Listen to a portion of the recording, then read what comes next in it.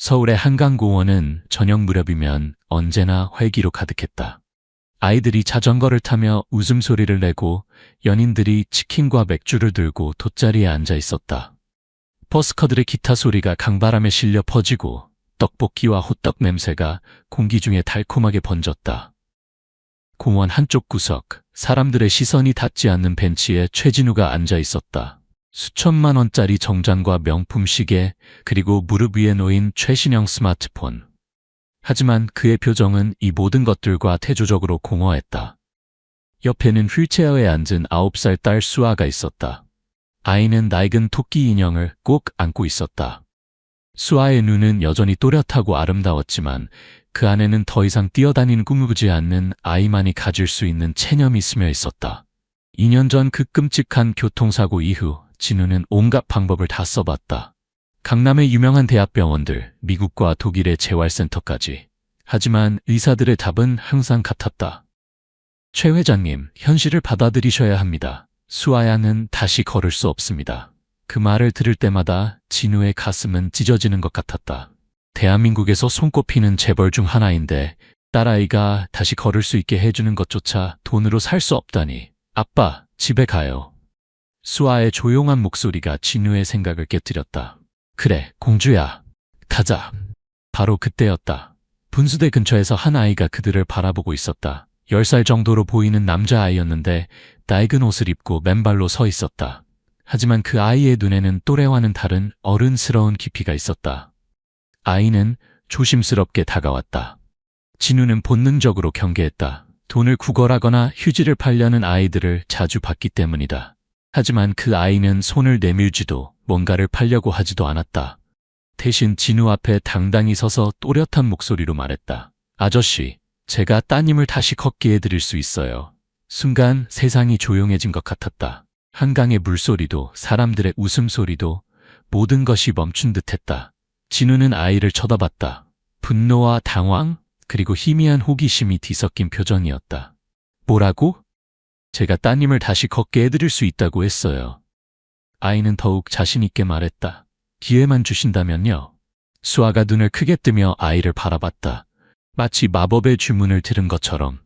진우는 벌떡 일어났다. 이봐 꼬마야.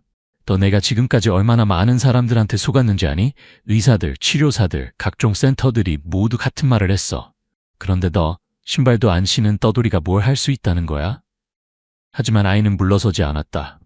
눈을 깜빡이지도 않았다. 네, 아저씨. 왜냐하면 저는 증명서가 필요 없거든요. 그냥 아저씨께서 믿어주시고 기회를 주시기만 하면 돼요. 아이의 당찬 모습에 진우는 말문이 막혔다. 아빠. 수아가 진우의 손을 살짝 건드리며 속삭였다. 진우가 딸을 내려다봤다. 수아는 말로 부탁하지 않았지만 그 눈빛에는 간절함과 희망이 가득했다. 진우가 몇 년 만에 처음 보는 희망의 빛이었다. 수아야, 우리 시간 낭비하면 안 돼. 아빠, 만약 시간 낭비가 아니라면요? 수아가 거의 들리지 않을 만큼 작은 목소리로 대답했다. 진우는 다시 아이를 바라봤다. 불신, 아픔, 분노. 하지만 그 안에는 꺼뜨릴 수 없는 불꽃도 있었다. 이름이 뭐니? 민호예요. 어떻게 할 건데? 민호가 잔잔하게 미소를 지었다. 건방지지 않은 차분하고 확신에 찬 미소였다. 먼저 수아양이 머릿속으로 걷는 모습을 봐야 해요. 그 다음에 몸이 그걸 기억하도록 도와드릴게요. 진우는 코웃음을 쳤다. 그는 딸을 데리고 그 공허하고 완벽한 일상으로 돌아가려고 했다. 하지만 수아의 눈을 다시 봤다. 그 눈이 빛나고 있었다. 사고 이후 처음으로 진짜 빛나고 있었다.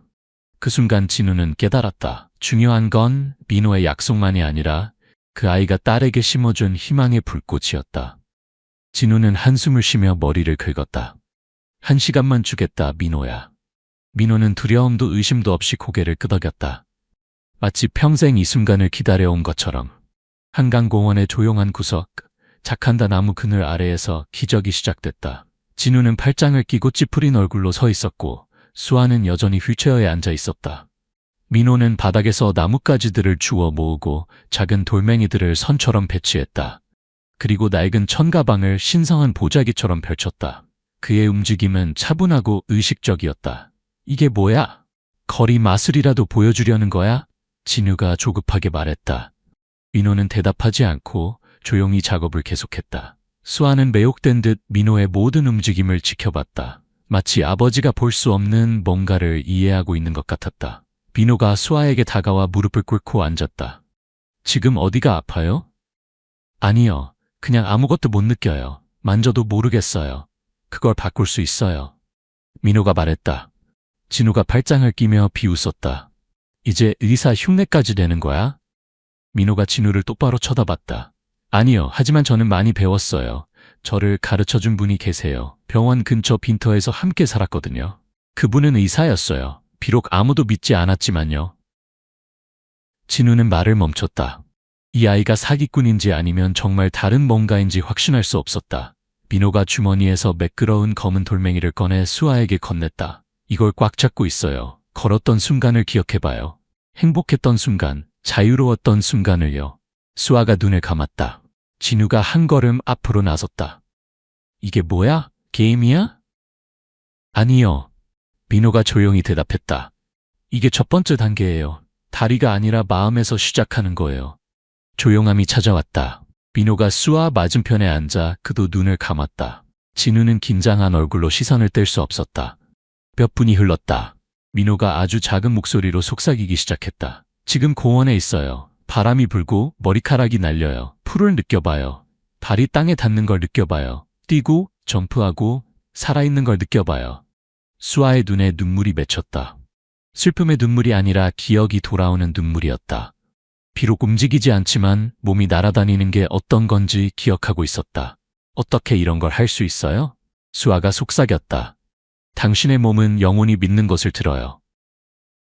민호가 대답했다. 진우가 벤치에 기댔다. 뭔가 일어나고 있었다. 이해할 수는 없었지만 수아가 눈을 뜨며 뺨이 젖어 있었다. 다리를 느꼈어요. 잠깐이었지만 정말로 느꼈어요. 진우가 다가오며 침을 삼켰다. 뭘 한 거야? 민호가 일어났다. 수아 양이 스스로 할 수 없는 건 아무것도 안 했어요. 그냥 자신이 누군지 기억하게 도와드린 거예요. 진우는 당황과 짜증, 하지만 동시에 관심을 보였다. 이건 과학이 아니야. 맞아요. 민호가 대답했다. 이건 믿음이에요. 수아가 손을 들어 민호의 손에 올렸다. 내일도 올 수 있어요? 민호가 미소를 지었다. 허락해 주신다면요. 진우는 망설였다.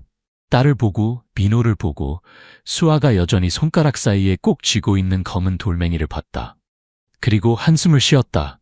내일 1시간 더?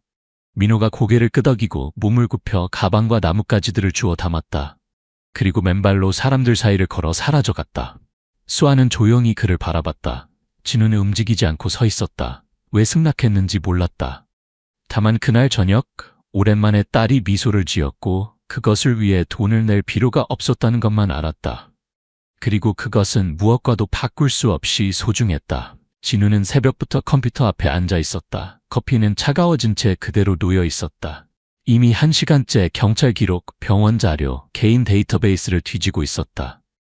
민호. 진우가 중얼거렸다. 그 이름, 그 아이, 그 목소리가 머릿속을 떠나지 않았다. 밤새 잠을 못 잤다. 수아는 검은 돌멩이를 안고 잠들었고 사고 이후 처음으로 평안한 미소를 지으며 잠들었다. 그런데 이상하게도 진우는 그것 때문에 더 불안했다. 너는 누구냐, 민호야? 진우가 허공에 대고 물었다. 그는 개인 번호로 전화를 걸었다. 두 번째 신호에서 누군가 받았다. 최 회장님, 무엇을 도와드릴까요? 민호라는 아이에 대해 모든 걸 알아봐. 10살 정도, 떠돌이, 주로 한강공원에 나타나. 모든 걸 원해. 알겠습니다. 1시간 안에 첫 번째 보고서를 보내드리겠습니다. 전화를 끊고 진우는 의자에 등을 기댔다. 딸의 목소리가 떠올랐다. 느꼈어요, 아빠. 그리고 그것이 아팠다. 딸의 환상을 거짓 기적으로 키우고 싶지 않았고 딸이 다시 넘어지는 걸 보고 싶지 않았기 때문이다. 하지만 그의 내면에서도 뭔가 변하고 있었다. 1시간 후 보고서가 이메일로 도착했다. 진우는 숨을 참으며 열었다. 이름 김민호, 추정 나이 10세, 학교 미등록, 공식 문서 없음, 과거 없음, 고아, 3년 전 교통사고로 부모 이름, 사고 장소 경기도 제3국도 184km 지점, 사망자 김지연, 김태수, 유일한 생존자 5세 아들 김민호. 진우가 얼어붙었다. 그 이름이 너무 익숙했다. 너무나 익숙했다. 그는 다른 파일을 열었다. 오래된 사건, 몇 년 전 아카이브된 것, 그가 직접 돈과 변호사들로 덮어버리라고 지시했던 사건, 김씨 부부 사건, 최진우 그룹 소속 트럭 운전사가 음주운전으로 충돌해 사망에 이르게 한 사건. 그는 천문학적인 돈을 지불해 언론을 입막음하고 회사 이미지에 타격을 주지 않기 위해 언론 재판을 피하기 위해 모든 걸 덮었다. 아이에 대해서는 아무도 언급하지 않았다. 생존했다는 말도 없었다. 진우가 벌떡 일어났다. 사무실을 사자처럼 돌아다녔다. 이런 일이 가능한가? 이 아이, 이 민호가 자신의 직원이 일으킨 사고에서 살아남았고 이제 딸 앞에 나타난 건가? 말이 안 돼. 그가 중얼거렸다. 하지만 데이터가 일치했다. 날짜, 장소, 나이. 그리고 그때 그는 깨달았다. 민호는 그냥 길거리에 예쁜 말을 하는 아이가 아니었다. 최진우가 묻어버리는 데 일조한 과거를 가진 아이였다. 그는 다시 앉아 눈을 감았다. 이제 모든 게 다른 무게를 가졌다. 다른 의미를 가졌다. 만약 그 아이가 우연히 거기 있었던 게 아니라면, 만약 그가 그냥 관대한 거지가 아니라면, 만약 복수하러 돌아온 거라면, 의심이 가슴을 찔렀다. 하지만 그는 고원에서의 장면을 떠올렸다. 민호가 수아 앞에 무릎 꿇는 모습, 목소리의 다정함, 눈의 진실함. 그에게는 증오가 없었고 복수도 없었고 오직 흔들리지 않는 도움의 의지만 있었다. 그리고 그것이 그를 더욱 혼란스럽게 했다. 그때 문이 노크 없이 열렸다. 수아가 잠옷과 슬리퍼 차림으로 휠체어를 타고 들어왔다. 눈은 여전히 반쯤 잠들어 있었지만 미소는 그 어느 때보다 생생했다. 오늘 올까요? 수아가 물었다. 진우는 목을 가다듬었다. 그래 수아야, 올 거야. 더 이상 말하지 않았다. 말할 수 없었다. 처음으로 오랫동안 누구를 믿어야 할지 몰랐기 때문이다. 자신조차도. 하지만 한 가지는 확실했다. 그는 모든 진실을 알아낼 것이다. 왜냐하면 이 아이는 그냥 아이가 아니었고 그의 등장은 우연이 아니었기 때문이다. 검은 벤츠가 천천히 빈민가 골목을 지나갔다. 운전사는 상상도 못했던 곳이었다. 비포장도로, 양철과 골판지로 지은 임시집들, 맨발로 뛰어다니는 아이들, 마른 개들 사이에서.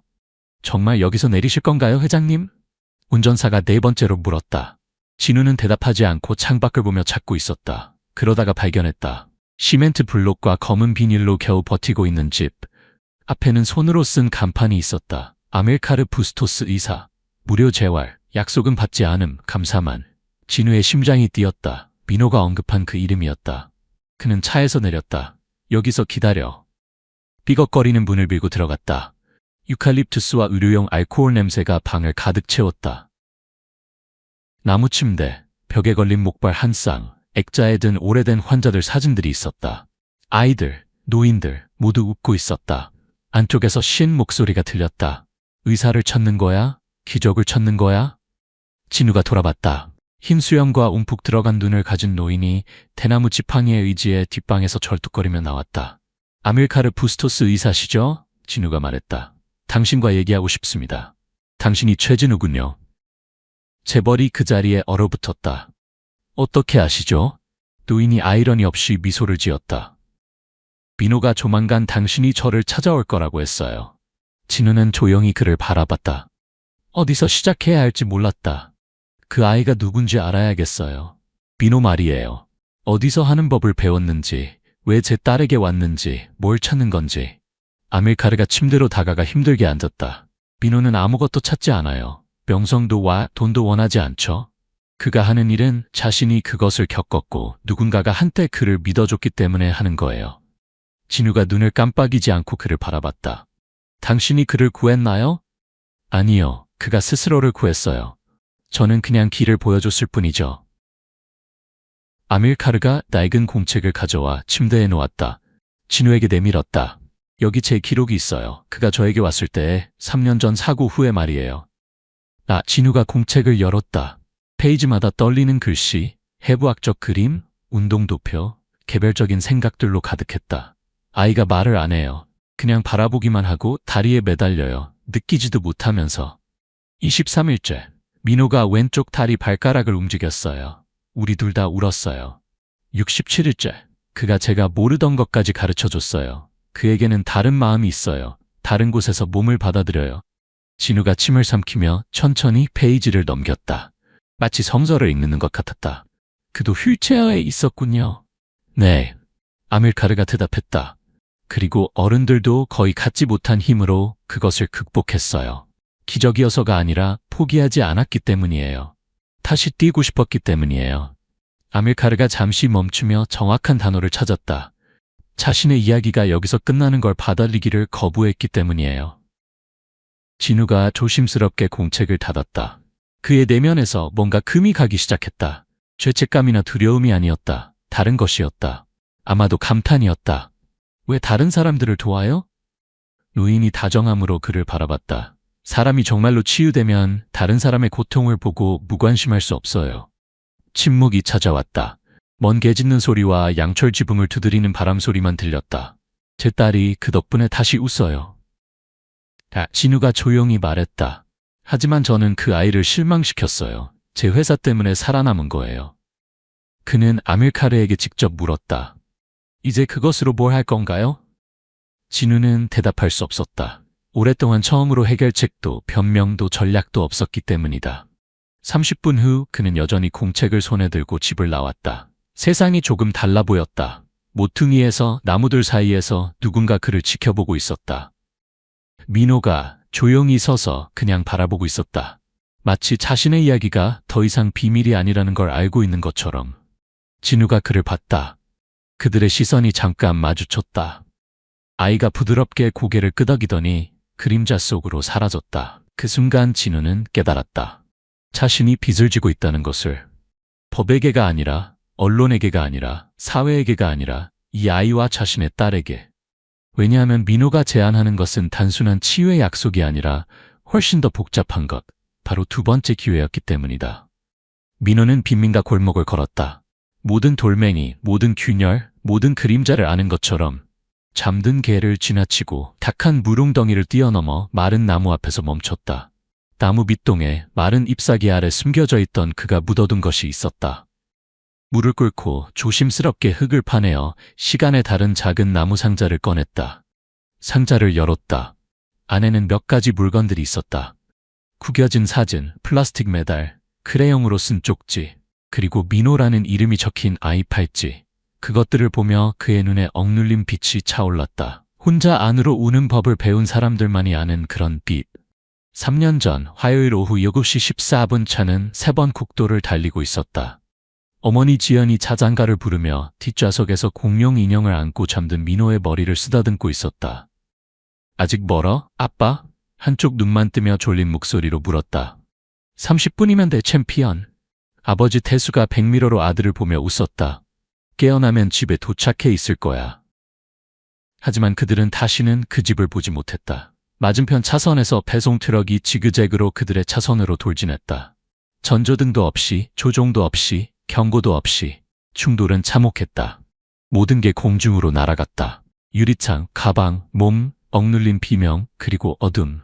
며칠 후 민호는 금속 침대에서 눈을 떴다. 튜브, 전선, 하얀 소음에 둘러싸여 너무 날카로운 고통에 소리조차 낼 수 없었다. 오직 차가움과 공허함만 느꼈다. 아무도 그를 안아주러 오지 않았다. 아무도 무슨 일이 일어났는지 설명해주지 않았다. 바쁜 간호사들, 위에서 내려온 지시에 대해 속삭이는 의사들. 친척 없음, 사회복지이관. 10일 후 갈 곳 없이 퇴원했다. 보험은 아무것도 커버하지 않았다. 회사의 음주운전자는 보석금을 내고 풀려났고 부모의 시신은 의식 없이 화장됐다. 민호는 재킷에 붙인 의료 소견서와 함께 국립고아원 문 앞에 버려졌다. 하지만 거기서도 받아주지 않았다. 자리가 없어요. 사회복지사가 그를 보지도 않고 말했다. 시립센터로 데려가세요. 하지만 아무도 데려가지 않았다. 5살 가족도 없고 말을 듣지 않는 다리를 가진 채 혼자 남겨졌다. 그날 밤 그는 다리 밑에서 잤다. 그 후로도 많은 밤들을 기어다니는 법을 배웠고 음식 찌꺼기로 생존하는 법, 잔인한 어른들을 피하는 법, 검은 차들이 올 때 숨는 법을 배웠다. 어느 날 밤 옛 병원 맞은편 빈터에서 열병으로 죽을 것 같았다. 입술은 갈라지고 다리는 차가웠고 가슴은 답답했다. 눈을 감고 어디서 나왔는지 모를 말을 속삭였다.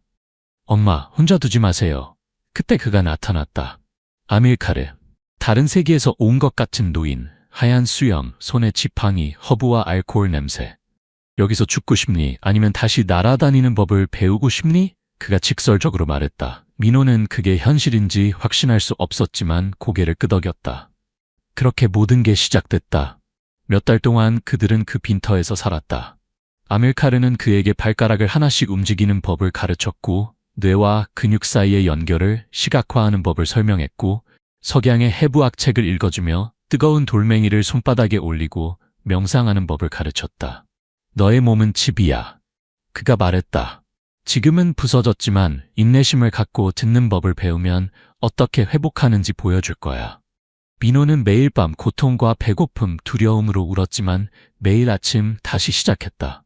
그리고 어느 날 해냈어요. 처음으로 오른쪽 다리를 움직이며 소리쳤다.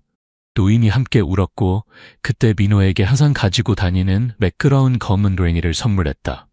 여기에는 힘이 없어. 그가 말했다.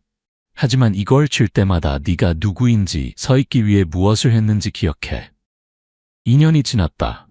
민호는 이미 걸을 수 있었고 처음에는 절뚝거렸지만 곧 아무것도 그를 막을 수 없는 것처럼 풀밭을 뛰어다녔다.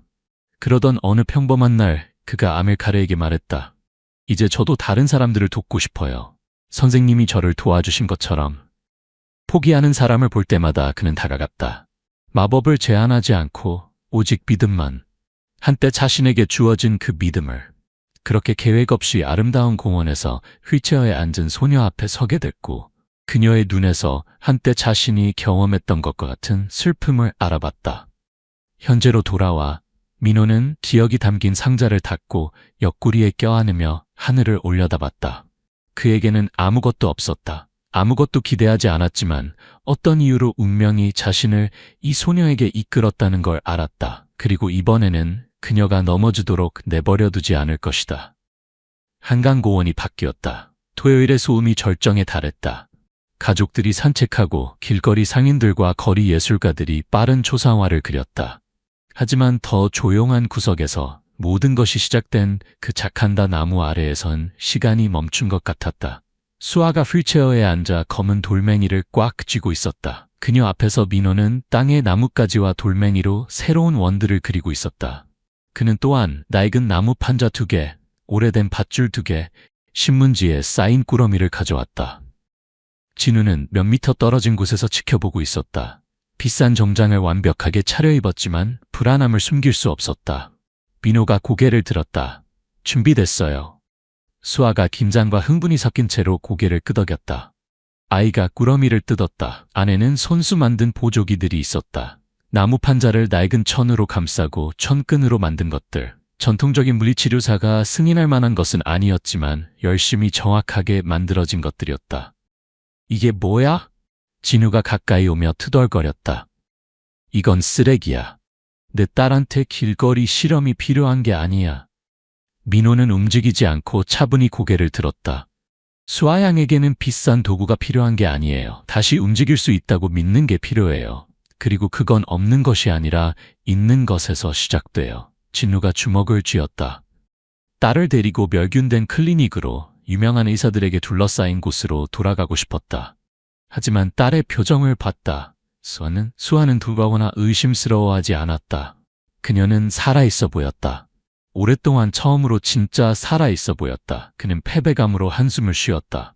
1시간만. 민호가 고개를 끄덕이고 수아 옆에 무릎을 꿇었다. 무한한 인내심으로 소녀의 다리에 보조기를 채우고 단단하지만 편안한 매듭으로 밧줄을 묶었다. 그리고 무릎에 손을 올렸다. 이제 눈을 감아요. 그가 말했다.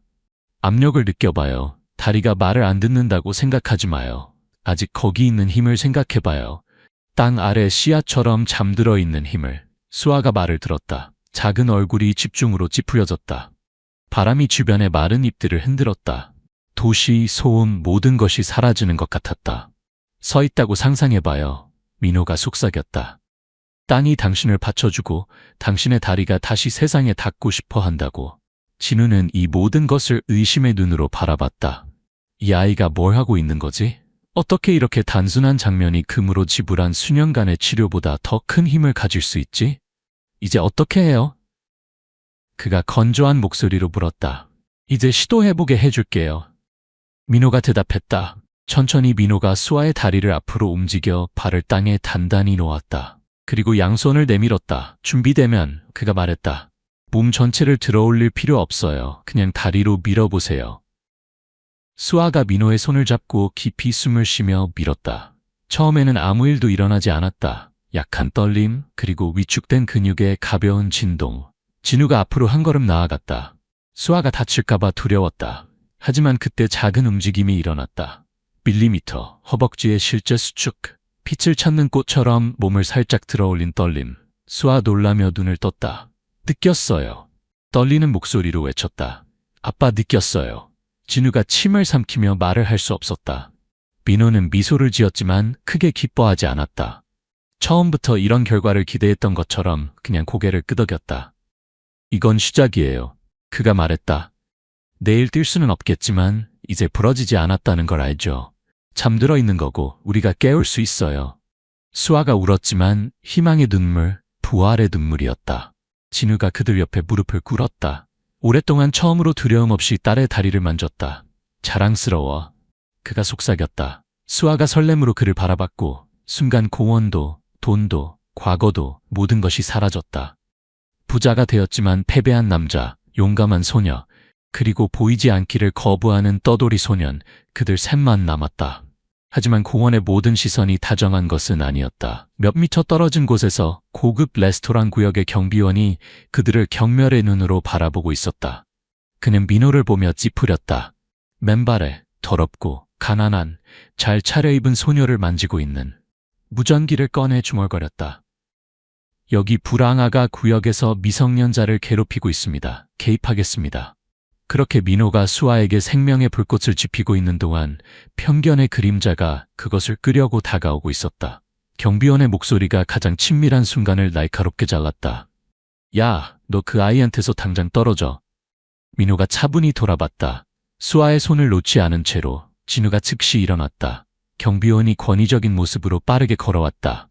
범죄자를 체포하려는 것처럼 손을 총집에 올렸다. 떨어져라는 말 중에 뭘 이해 못했어, 꼬마야. 여기 있으면 안 돼.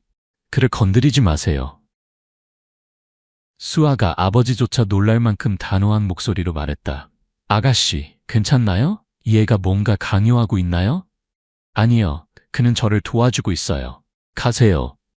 하지만 경비원은 듣지 않았다. 그는 부유한 사람들의 광장에서 더러운 꼬마를 볼 뿐이었고 휠체어에 앉은 소녀를 붙잡고 있는 그에게 그것은 위험과 동의어였다. 비켜주세요, 선생님. 경비원이 진우를 보며 말했다. 이 애는 여기 있으면 안 됩니다. 이미 불만이 들어왔어요. 이곳을 망치고 고객들을 방해해요. 진우는 처음에 침묵했다. 민호를 보고 딸을 봤다. 수아는 여전히 검은 돌을 손에 쥐고 조용한 간청의 눈으로 그를 바라보고 있었다.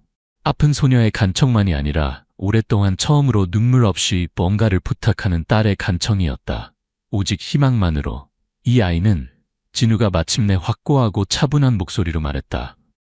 아무도 괴롭히지 않아요. 경비원이 찌푸렸다. 최 회장님, 죄송하지만 이 애는 길거리 출신이에요. 여기 있을 허가도 없고 등록도 안 됐어요. 문서도 없고요. 보안 위협이에요. 위협이라고요? 진우가 앞으로 한 걸음 나아가며 반복했다. 제 딸의 인생에서 진짜 위협이 뭔지 아세요? 유명한 의사들, 5성급 클리닉, 졸업장은 있지만 영혼은 없는 사람들에 대한 맹목적인 신뢰였어요. 어색한 침묵이 흘렀다. 경비원은 뭐라고 대답해야 할지 몰랐다. 민호는 훔치지도 않고 마약을 팔지도 않고 아무에게도 해를 끼치지 않아요. 그냥 내 딸에게 희망을 돌려주고 있을 뿐이에요. 하지만 회장님, 이웃들이 불만을 제기했고 언제부터 희망이 이웃들을 방해했나요? 경비원이 다시 민호를 바라봤다. 아이는 움직이지 않고 고개만 숙이고 있었다. 이런 일에 익숙했다. 쫓겨나는 것, 쓰레기, 위험이라고 불리는 것에. 하지만 이번에는 당신이 나가세요. 진우가 경비원에게 말했다. 그리고 혹시 누군가 또 이 아이에 대해 불평하면 저한테 직접 얘기하라고 하세요. 경비원이 침을 삼켰다. 알겠습니다, 회장님. 그리고 천천히 짜증을 내면서도 말없이 떠났다. 착한 나무 아래 다시 정적이 찾아왔을 때 진우가 민호에게 돌아섰다. 순간 뭐라고 말해야 할지 몰랐다. 아이도 침묵했다. 그들은 그렇게 다른 반대편에 있지만 이제 같은 빛의 지점을 나누며 서로를 바라봤다. 고마워요. 민호가 말했다. 아니야, 민호야. 고마운 건 나야. 진우가 대답했다. 수아가 반짝이는 눈으로 두 사람을 바라봤다. 바로 그 순간 진우는 아내가 죽은 이후 느끼지 못했던 감정을 느꼈다. 신뢰, 돈도, 권력도, 과학도 아닌 더 희귀하고 더 연약하지만 더 강한 무언가에 대한 신뢰. 민호가 한숨을 쉬며 말했다. 내일 집에 와요. 아이가 의아해하며 그를 바라봤다. 어떤 집이요? 아무도 당신을 방해하지 않을 곳에서, 필요한 모든 것이 있는 곳에서, 평화로울 수 있는 곳에서 내 딸과 함께 일하기를 바라요. 아이가 눈을 깜빡였다. 이게 현실인지 믿을 수 없는 것 같았다. 이게 함정인지, 정장을 입은 이 사람, 이 재벌이 정말로 자신의 저택 문을 열어주는 건지 생각하지 않는 것 같았다. 다른 사람들이 저를 들여보내지 않으면 어떡해요? 그가 조용히 물었다. 진우가 살짝 미소를 지었다. 들여보낼 거예요. 상사에게서 직접 명령을 받을 테니까요. 수아가 작은 기쁨의 소리를 내며 휠체어에서 그를 안았다. 민호는 안기게 내버려두며 순간 눈을 감았다. 평생 기다려온 것을 받는 것 같았다. 가족, 또는 적어도 그 가능성을. 그날 해가 지기 시작하고 따뜻한 불빛이 광장을 주황색으로 물들였을 때 그들 셋은 나무 아래 함께 앉아 있었다. 진우는 벤치에, 수아는 휠체어에, 민호는 바닥에 다리를 꼬고 앉아 돌멩이들과 놀고 있었다. 그들은 달랐고 각자의 방식으로 부서져 있었다. 하지만 처음으로 팀 같은 무언가가 되었고 그것이 이미 모든 것을 바꾸고 있었다. 철문이 우아한 삐걱거림과 함께 천천히 열렸다. 마치 금속조차 이날 뭔가 특별한 일이 일어날 것을 알고 있는 것 같았다. 맨발의 그림자가 입구를 건넜다. 민호가 놀라움과 조심스러움 사이에서 고개를 들었다. 그 앞에는 3층짜리 하얀 저택이 대칭적인 정원과 무표정한 조각상들에 둘러싸여 마치 접근할 수 없는 요새처럼 그를 내려다보고 있었다. 뒤에서 가정부가 의심의 눈으로 바라봤다. 아무것도 만지지 마. 그녀가 말했다. 민호는 대답하지 않고 예의 있게 고개를 끄덕였다. 무엇을 해도 안에서는 의심받을 것이라는 걸 이해하고 있었지만 진우가 정문에 나타났다. 수아와 제복을 입은 여자, 긴장한 표정으로 그를 따라오는 가정부와 함께. 환영해. 진우가 중립적인 어조로 말했다. 여기가 내 집이야. 적어도 오늘은. 민호가 차가운 대리석 위를 천천히 걸었다. 모든 물건이 반짝이고 모든 그림이 그를 바라봤다. 작고 더럽고 제자리에 있지 않은 기분이었다.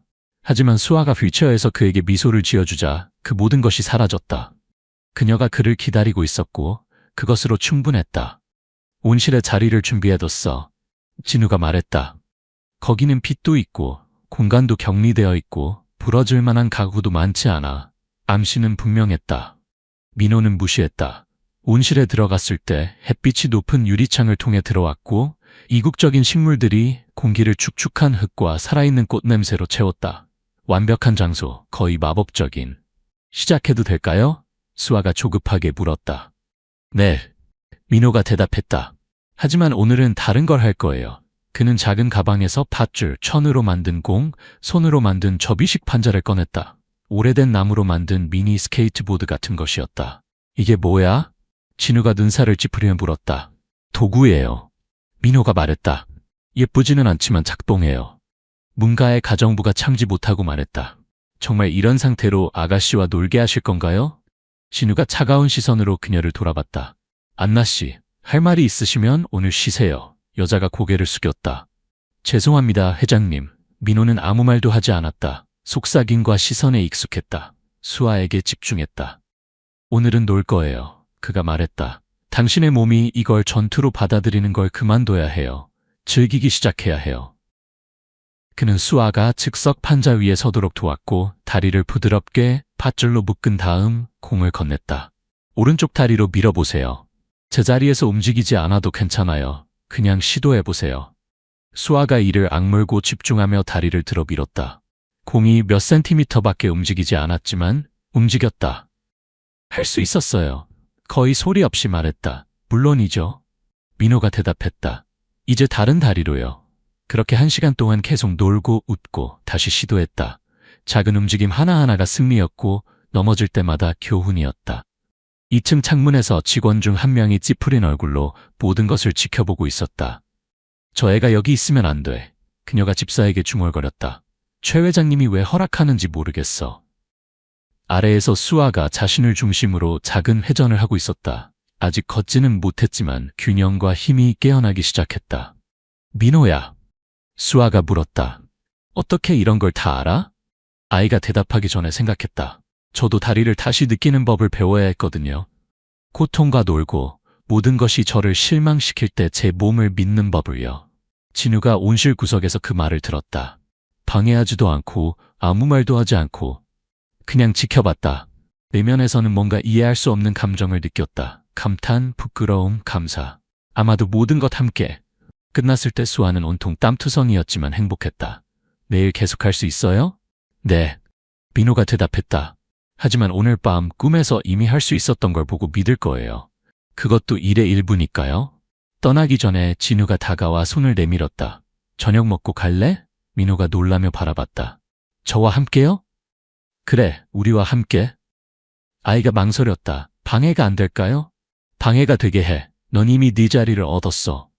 민호가 거의 미소를 지었다. 작은 미소였지만 오랫동안 느끼지 못했던 것으로 가득 찬 소속감이었다. 그날 저녁 긴 대리석 테이블에 3명이 앉았다. 재벌, 휠체어에 앉은 소녀, 길거리 출신 소년. 그들은 격식 없이 웃음과 침묵, 이해하는 시선 사이에서 식사했다. 밖에서는 바람이 세게 불었다. 마치 이날부터 아무것도 예전과 같지 않을 것이라고 예고하는 것처럼. 저택이 천천히 깨어났다. 커피와 구운 빵 향기로 가득했다. 직원들은 발끝으로 걸었고 문들은 속삭임으로 열렸다. 최 가문의 저택에서 항상 그랬던 호화로운 정적을 깨뜨리지 않기 위해 대화는 조용히 이루어졌다. 하지만 그날 아침은 뭔가 달랐다. 공기 중에 다른 무언가, 새로운 진동, 샹들리에나 대리석 조각상이 아닌 온실의 햇살 가득한 구석에서 나오는 에너지가 있었다. 거기서 떨어진 꽃들과 나뭇가지로 만든 즉석 원 한가운데에서 수아가 웃고 있었다. 진짜 웃음. 의사들을 실망시키지 않기 위해 보통 선사하는 예의 바른 미소가 아니었다. 체념의 슬픈 미소도 아닌 순수하고 자유로운 웃음이었다. 민호가 새로운 활동을 준비했다. 이번에는 작은 임무들이었다. 다리로 가벼운 화분 물기, 바닥 표시까지 다리 뻗기, 지지 없이 등을 곧게 유지하기. 아무리 작은 성취라도 박수, 농담, 진심 어린 잘했어로 축하했다. 진우가 갤러리에서 커피 잔을 들고 목에 뭔가 뭉친 채로 지켜봤다. 변화는 부인할 수 없었다. 수아는 다리를 더 많이 움직일 뿐만 아니라 얼굴이 바뀌었고 눈이 빛났다. 예전에 항상 보이지 않는 슬픔의 무게에 굽어있던 등이 이제 자랑스럽게 곧게 서 있었다. 그녀 몸의 모든 세포가 점차 걷기 위해 태어났다는 것을 기억하는 것 같았다. 말이 안 돼. 뒤에서 목소리가 중얼거렸다. 진우가 돌아봤다. 벨트란 박사였다. 1년 넘게 수아를 치료해온 가장 권위 있는 의사 중 한 명. 진우의 직접 지시로 진전 상황을 평가하러 온 것이었다. 남자가 천천히 다가오며 파일을 손에 들고 이마를 찌푸렸다. 이 치료를 누가 담당하고 있나요? 민호가 수제 보조기를 조정하는 것을 보며 비꼬듯 물었다. 저 아이요? 진우가 직설적으로 대답했다. 벨트란이 코웃음을 쳤다. 길거리 출신 아이, 의학 교육도 없고 자격증도 없고 정말로 이걸 믿으시는 거예요? 진우가 그의 눈을 차갑게 차분하게 바라봤다. 내가 보는 것을 믿어요. 의사가 입술을 꽉 물었다. 명백한 것을 부정할 수는 없었다. 수아가 모든 예측에 따르면 다시는 활성화되지 않았어야 할 근육들을 사용하고 있었지만 그의 직업적 자존심은 설명할 수 없는 것을 받아들이는 것을 허락하지 않았다. 이것은 일시적인 자극일 수 있습니다. 그가 급히 종이에 적으며 말했다. 심리신체적 현상, 과학적 근거가 없어요. 원하는 대로 부르세요. 진우가 어깨를 으쓱하며 대답했다. 내 딸이 계속 그렇게 웃는 한 당신의 용어법은 중요하지 않아요. 수아는 대화에 신경 쓰지 않고 소리쳤다. 아빠, 봐요? 그녀는 양쪽 다리로 동시에 작은 밀기를 시도하고 있었다. 판자에서 1초간 일어나는데 성공했다. 다시 앉았지만 순수한 행복으로 웃고 있었다. 진우가 미소를 지으며 다가가 엄지를 들어 올렸다. 넌 챔피언이야. 민호가 그녀가 자리를 잡도록 도우며 수아가 또 다른 웃음소리를 내게 하는 뭔가를 속삭였다. 그들 사이에는 환자와 의사 사이가 아닌 투쟁 동지들 사이에 순수한 이해가 있었다. 하지만 저택의 복도에서 모든 것이 장밋빛은 아니었다. 가정부 안나가 부엌문에 서서 다른 두 직원과 함께 중얼거리고 있었다. 이건 정상이 아니야. 이럴 수 없어. 어떻게 해야 할까요? 그들 중 한 명이 물었다. 저 애가 더 오래 여기 있으면 안 돼. 안나가 눈살을 찌푸리며 말했다. 안전하지 않아. 그의 의도가 뭔지 모르잖아. 최 회장님의 신뢰를 얻으면 우리가 모든 걸 잃을 수도 있어. 그냥 도움이 되고 싶어 하는 거라면 순진하게 굴지 마. 안나가 대답했다. 이 세상에서는 아무도 그냥 도와주지 않아. 그들은 서로를 바라보며 말없이 집안의 질서를 지키기 위해 손을 더럽혀야 할지라도 뭔가 해야 한다는 것을 이해했다. 한편 온실에서 수아는 천공을 오른쪽 다리로 밀고 있었다. 작은 움직임이지만 진짜 기적이었다. 민호가 미소를 지으며 마음속으로 올바른 길을 가고 있다는 것을, 이렇게 계속되면 수아가 다시 걸을 수 있을 것이라는 것을, 믿음과 노력, 인내가 절망을 이긴다는 것을 이해했다. 하지만 그는 또한 다른 것도 알고 있었다. 싸움은 수아의 몸의 한계뿐만 아니라 편견, 두려움, 기적이 가장 예상하지 못한 곳에서 옳은 것을 견딜 수 없는 사람들과도 해야 한다는 것을. 수아가 온실에서 숨을 헐떡이며 하지만 행복하게 세션을 마쳤을 때 진우가 민호에게 다가와 작은 갈색 종이 봉투를 내밀었다. 너를 위한 거야. 민호가 당황하며 바라봤다. 뭐예요? 내 일에 대한 작은 보수야. 네가 필요한 모든 것을 위해서. 민호가 망설였다. 봉투를 이상한 물건을 보듯 바라봤다. 마침내 탐욕 때문이 아니라 더 단순한 이유로 받았다. 수아를 진짜로 도우려면, 더 오래 머물려면 필요하다는 것을 알았기 때문이다. 대리석과 유료된 이 세상은 마음으로는 살 수 없는 것들을 요구했다. 봉투를 열어보지 않고 주머니에 넣으며 수줍은 미소로 말했다.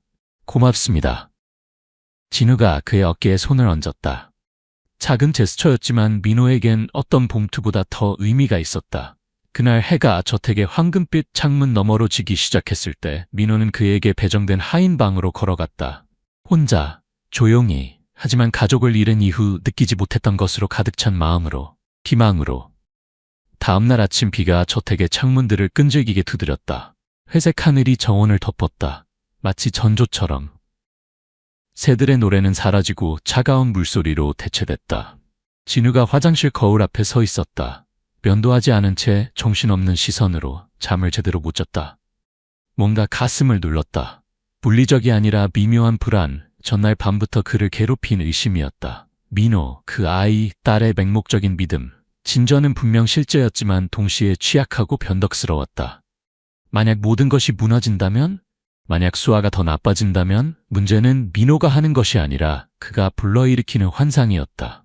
진우는 환상이 깨질 때 현실보다 더 아프다는 것을 알고 있었다. 그는 계단을 내려와 가운을 입은 채 아무에게도 알리지 않고 바로 온실로 향했다.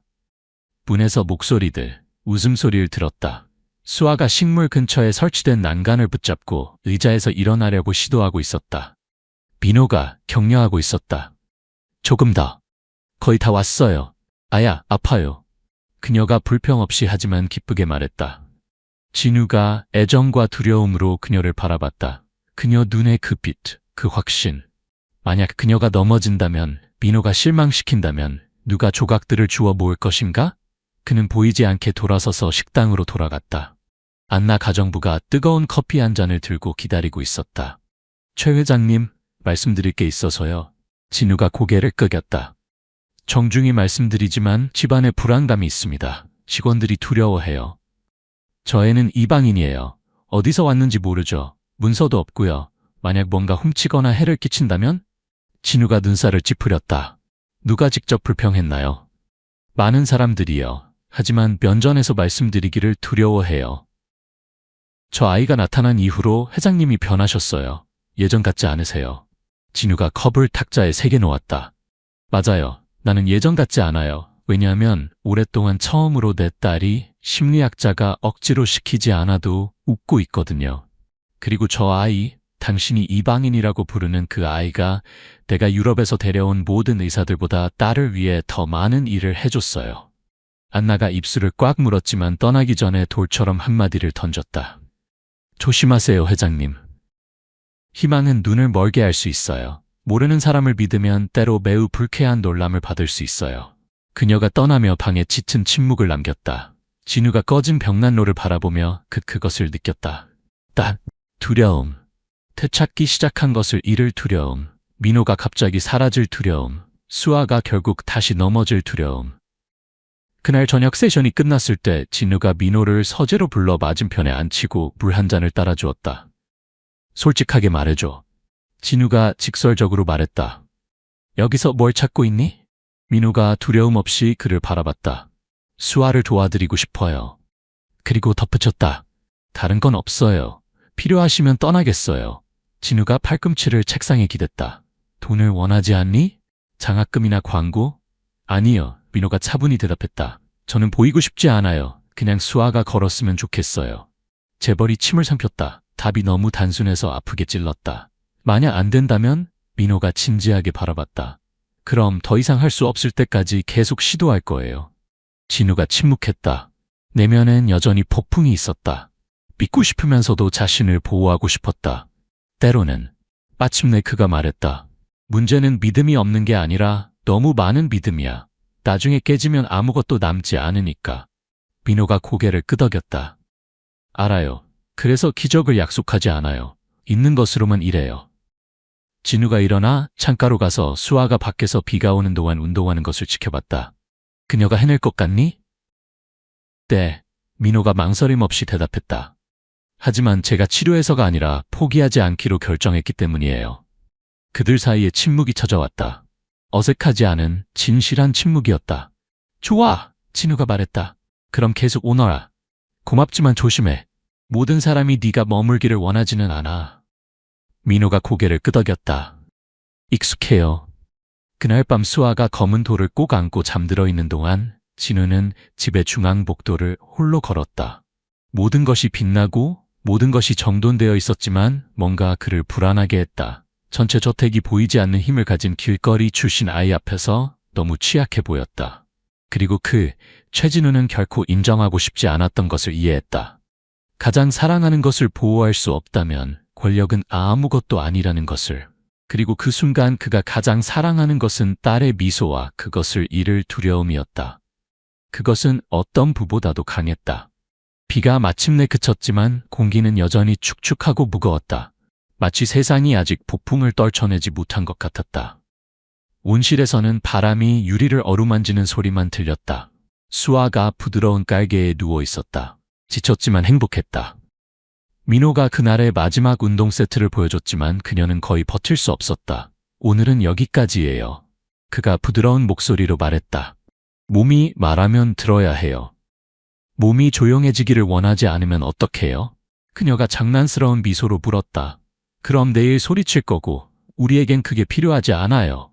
진우가 구석에서 조용히 주의 깊게 지켜봤다. 때로는 이 온실에서 일어나는 일을 완전히 이해하지 못했지만 단순한 의학적 치료 이상의 무언가를 목격하고 있다는 것은 확실히 알았다. 수아가 의자에서 머리를 옆으로 기울이며 잠들었을 때 진우가 민호에게 다가왔다. 잠깐 기다려. 그가 말했다. 혼자 얘기하고 싶어. 그들은 작은 게스트 식당으로 향했다. 따뜻한 램프빛이 거친 나무 테이블을 비췄다. 모든 것이 대리석과 광택금속으로 된 집에서는 드문 일이었다. 진우가 차 2잔을 따랐다. 민호가 마실 거라고 생각해서가 아니라 이 순간을 더 인간적으로 만들고 방어벽을 낮추고 문을 열고 싶어서였다. 민호가 조심스럽게 앉았다. 대화가 고통스러울 것이라는 걸 아는 것 같았다. 들어줄게. 진우가 말했다. 민호가 고개를 숙였다. 뭘 알고 싶으세요? 모든 것을. 긴 침묵이 흘렀고 갑자기 내면에서 뭔가 부서지는 것 같았다. 아이가 조용히 정확히 드라마 없이 하지만 바닥에 돌처럼 떨어지는 진실로 말하기 시작했다. 저는 5살이었어요. 그 일이 일어났을 때 저와 부모님이 집으로 돌아가고 있었어요. 할머니, 할아버지 댁에 다녀오는 길이었죠. 늦었고 비가 오고 있었어요. 저는 뒷좌석에서 곰 인형을 안고 자고 있었어요. 충돌 소리를 듣고 모든 게 어두워졌어요. 진우는 이미 보고서에서 알고 있었다. 하지만 당사자의 입에서 젖은 눈과 거의 떨리는 목소리로 이 이야기를 듣는 것은 완전히 달랐다. 병원 침대에서 혼자 깨어났어요. 아무도 무슨 일이 일어났는지 말해주지 않았어요. 아무도 저를 찾아오지 않았어요. 말할 줄도 몰랐고 아무것도 이해할 수 없었고 배고프고 춥고 무서웠어요. 민호가 주먹을 꽉 쥐었다. 다리를 움직일 수 없었어요. 병원 복도를 벌레처럼 기어다녔어요. 음식 찌꺼기를 주기도 하고 때로는 아무것도 안 주기도 했어요. 그리고 고아원 문 앞에 버려졌어요. 다리가 아프다고 말했어요. 부서진 아이들은 돌볼 수 없다고 하며 문을 닫았어요. 말 그대로요. 계단 밑에서 잤어요. 비가 왔어요. 진우가 목이 조이는 것을 느꼈다. 이것은 단순한 고통이 아니었다. 이것은 죄책감이었다. 왜냐하면 이 사고는 단순한 비극적 우연이 아니었기 때문이다. 이것은 그가 간접적으로 일으킨 사건이었다. 그의 운전사들 중 하나, 그의 회사들 중 하나, 그리고 그는 돈으로 모든 것을 덮었다. 거기서 혼자 죽을 거라고 생각했는데 그분이 나타나셨어요. 부스토스 박사님, 할아버지, 저를 일으켜 세우셨어요. 마치 제가 가치 있는 존재인 것처럼요. 돌봐주시고 가르쳐 주셨어요. 그리고 마침내 다리를 움직일 수 있게 되었을 때 저도 다른 사람들에게 같은 일을 해야 한다고 느꼈어요. 도움이 필요한 사람들에게요. 비노가 고개를 들었다. 그의 눈에는 분노도 증오도 없었고 오직 피로와 가슴 아픈 부드러움만 있었다. 저도 수아 같았어요. 다만 아무도 아무것도 약속하지 않았죠. 증인 없이, 카메라 없이 그냥 다시 살아있다고 느끼기 위해 다시 걷는 법을 혼자 배웠어요. 진우가 손으로 입을 가리고 눈을 감으며 오랫동안 처음으로 눈물이 저절로 흐르는 것을 느꼈다. 왜 저를 도와주는 거죠? 떨리는 목소리로 물었다. 모든 일 후에, 일어난 일 후에. 비노가 조용히 그를 바라보다가 고개를 숙였다. 저 때문이 아니에요. 수아 때문이에요. 하지만 저는 모든 것에 책임이 있어요. 그럴지도 모르지만 수아는 잘못이 없어요. 그리고 저는 이미 용서했어요. 진우가 얼어붙었다. 뭔가 말하고 싶었지만 말을 찾을 수 없었다. 저도 누군가를 잃었어요. 마침내 그가 중얼거렸다. 제 아내를요? 수아가 3살 때 죽었어요. 그 이후로 어떻게 하는 게 옳은지 모르겠어요.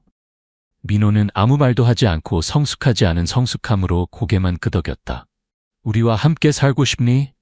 진우가 갑자기 자신도 놀라게 하며 물었다. 민호가 눈을 깜빡였다. 당신이 내 딸을 위해 하는 일은 아무도 하지 않았어요. 이것이 기적으로 끝날지 모르겠지만 당신이 그녀에게 준 것이 이미 우리 삶을 바꿨어요. 당신에게 집이 있었으면 해요. 당신에게서 빼앗긴 그 집을요. 민호가 즉시 대답하지 않았다. 침을 삼키며 중얼거렸다. 만약 제가 실수한다면? 만약 그녀를 치료하지 못한다면? 진우가 다가가 그의 어깨에 손을 얹었다. 그럼 당신은 그녀를 다시 웃게 만든 이유가 될 거야. 그 순간 그들 사이에 뭔가 결속됐다. 계약이 아니었고 의무도 아니었다. 더 인간적이고 더 신성한 무언가였다. 집 없는 아이, 부서진 아버지, 그들 사이의 소녀, 그리고 무슨 일이 일어나든 그들이 더 이상 혼자가 아닐 것이라는 조용한 약속. 인개월 후 한강공원은 다시 활기로 넘쳤다. 아이들이 뛰어다니고 가족들이 피크닉을 즐기며 거리 예술가들이 공연을 했다.